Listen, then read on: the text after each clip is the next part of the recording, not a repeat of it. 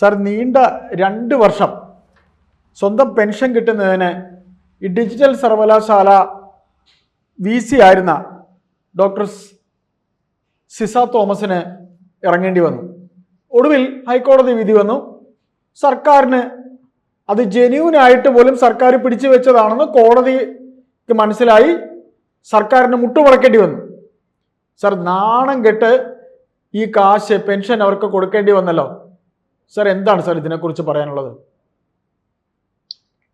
അല്ല, അതില് രാഷ്ട്രീയ കക്ഷികൾ പൊതുവെയും പ്രത്യേകിച്ച് CPIM അങ്ങേയറ്റത്തെ പാർട്ടിസാൻ നിലപാടെടുക്കുന്നു എന്നത് ഒരു രഹസ്യമല്ല. തങ്ങളുടെ പാർട്ടിക്കാർ എന്ത് ചെയ്താലും എന്ത് തെറ്റ് ചെയ്താലും അതിനെ പിന്തുണയ്ക്കുകയും തങ്ങളുടെ പാർട്ടിയോട് യോജിച്ച് നിൽക്കാത്തവർ എന്ത് ചെയ്താലും തങ്ങൾ പറയുന്നത് കേട്ടില്ലെങ്കിൽ അവരെ പരമാവധി ബുദ്ധിമുട്ടിക്കുകയും ചെയ്യും. ചിലപ്പോൾ കൊല്ലവരെ ചെയ്യും. CP ചന്ദ്രശേഖരന്റെ പോലെ കൊല്ല വരെ നടത്തും. ഇവിടെ ഇപ്പൊ ഈ ഉദ്യോഗസ്ഥ സിസ തോമസിന്റെ കാര്യത്തിലേക്ക് നമുക്ക് വരാം. അതിനു മുമ്പ് ഞാൻ വ്യക്തിപരമായി ഇവരുടെ ഈ വൈരനിര്യാതന ബുദ്ധിക്ക് ഇരയായ ഒരാളാണ്. എന്നെ പോലെ പലരും ഉണ്ട്.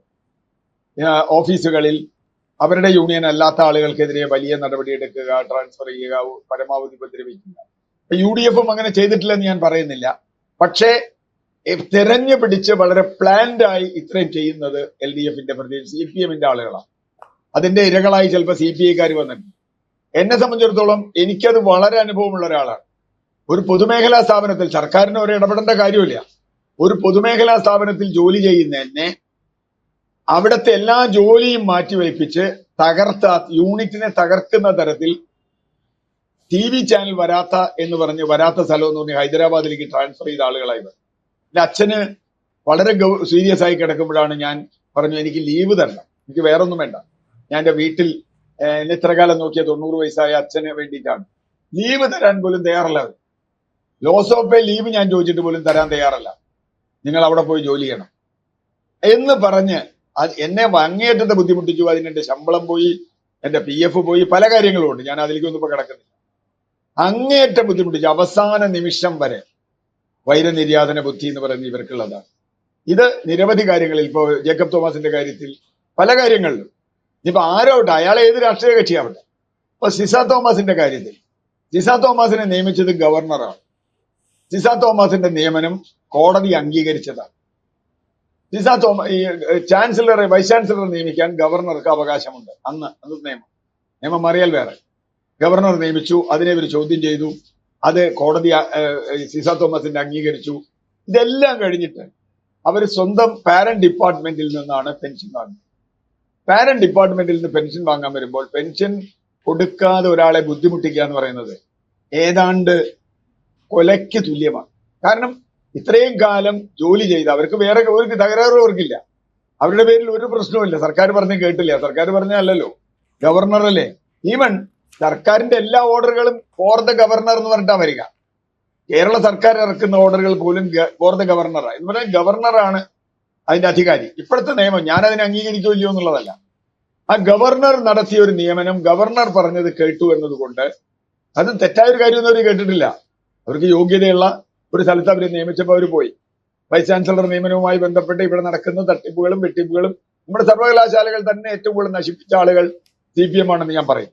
കാരണം സ്വന്തക്കാരെ മാത്രം, ഇപ്പൊ നമ്മൾ പാർട്ടി നേതാക്കന്മാരുടെ പട്ടിക എടുത്താൽ അവരുടെ പെങ്ങളും ഭാര്യമാരുമാണ് ഇവിടുത്തെ റീഡർമാരും ലെക്ചർമാരുമായിട്ടും അല്ലെങ്കിൽ പ്രൊഫസർമാരും അസിസ്റ്റന്റ് പ്രൊഫസറായിട്ടും കയറിയിട്ടുള്ളത്.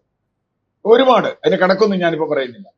നേരെ മറിച്ച് അവിടെ ബാക്കിയുള്ളവർ എത്ര യോഗ്യതയുള്ളവരായാലും, എനിക്ക് നേരിട്ട് പരിചയമുണ്ട്, എന്റെ മകളടക്കം, എത്ര യോഗ്യതയുള്ളവരായാലും JNU ഡോക്ടറേറ്റ് കിട്ടിയാലും നമുക്ക് വാഴക്കല ഡോക്ടറേറ്റുകാർക്ക് കൊടുക്കുന്നതാണ് നമ്മുടെ ഒരു രീതി. JNUന്നോ വിദേശ യൂണിവേഴ്സിറ്റിന്നോ ഡോക്ടറേറ്റ് കിട്ടിയ കുട്ടികളുണ്ട് ഇവിടെ.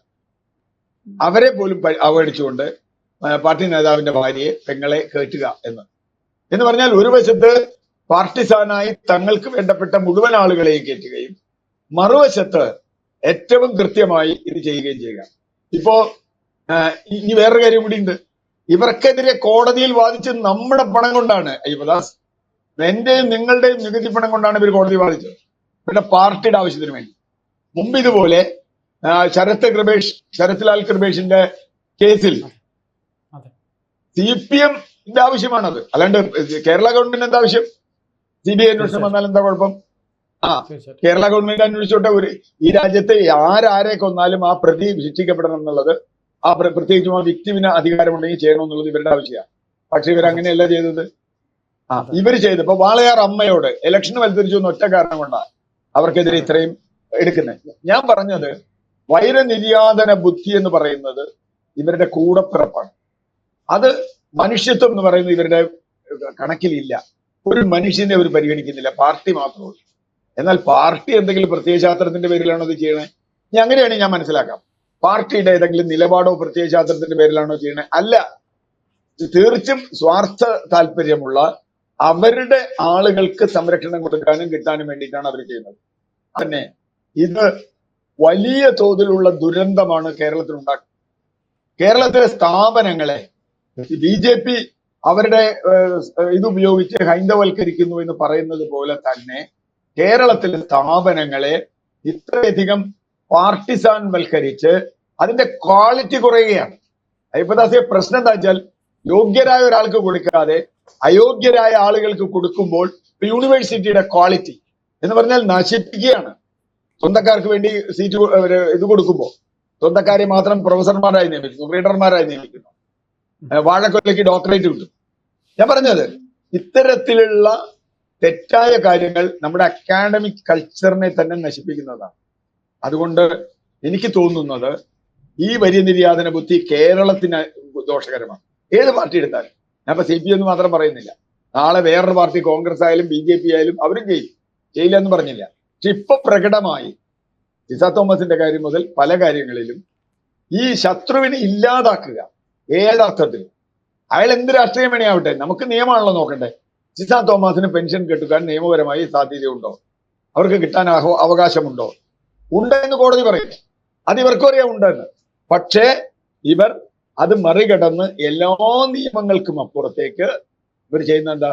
ഇവർ ചെയ്യുന്നത് തങ്ങളുടെ പാർട്ടി താല്പര്യം സംരക്ഷിക്കുക. അതിനുവേണ്ടി സർക്കാരിന്റെ സമ്പത്ത് കളയുന്നു. സാർ ഒന്ന് ചോദിച്ചോട്ടെ സാർ, അതായത് ഒരു ദീർഘകാലം പാർട്ടി സെക്രട്ടറി ആയിരുന്ന ഒരു വ്യക്തി, അദ്ദേഹം പാർലമെന്ററി തലത്തിൽ മുഖ്യമന്ത്രിയായി വരുമ്പോൾ പാർട്ടിയിൽ കാണിക്കുന്ന ഉന്മൂലനാശ സിദ്ധാന്തം അതല്ലേ സാർ ഇവിടെ പ്രാവർത്തികമാകുന്നത്? അല്ല, ഞാൻ പറയുന്നത് ഇത് ഞാൻ നിങ്ങൾ പറയുന്നത് പോലെ പിണറായി വിജയൻ എന്നൊരാളിൽ മാത്രം ഇത് ഒതുക്കാൻ ഉദ്ദേശിക്കുന്നില്ല. കാരണം പിണറായി വിജയൻ ഒരു വ്യക്തിയാണ്. അവിടെ വലിയൊരു പാർട്ടി കമ്മിറ്റികളൊക്കെ ഉണ്ടല്ലോ. ആ കോത്തായ രാമന്മാർ എന്തിനാ അവിടെ പോയിരിക്കണേ? മനസ്സിലായില്ലേ? വെറും പറയുന്നത് കേട്ടിരിക്കാം. അല്ല, അപ്പൊ അതുകൊണ്ട് അവിടെയാണ് പ്രശ്നം.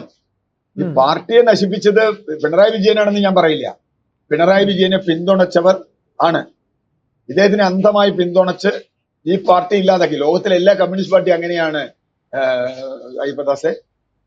എല്ലാ കമ്മ്യൂണിസ്റ്റ് പാർട്ടികളും തകർന്നിട്ടുള്ളത് ഒരു നേതാവ് അമാനുഷികനായിട്ട് വളരുകയും ആ നേതാവിന് എന്ത് ചെയ്താലും കുറെ ആളുകൾ അതിനെ പിന്താങ്ങുകയും എതിർ ശബ്ദം ഇല്ലാതിരിക്കുകയും ചെയ്താൽ അത് ദ്രവിച്ചു പോകും പാർട്ടി. ലോകത്ത് കമ്മ്യൂണിസ്റ്റ് പാർട്ടികൾ ആരുമില്ല. അല്ല സാർ, ഇല്ല. ഇപ്പൊ ഞാൻ പറഞ്ഞ വി എസ് അച്യുതാനന്ദൻ ഉണ്ടായിരുന്നെങ്കിൽ, അദ്ദേഹത്തിനെ പോലെ ഒരാൾ ഇവിടെ ഉണ്ടെങ്കിൽ തീർച്ചയായും ഒരു കറക്റ്റീവ് ഫോഴ്സ് ആയിരുന്നു. ഞാൻ ഒരു കാര്യം കൂടി പറഞ്ഞുകൊണ്ട് അവസാനിപ്പിക്കാം.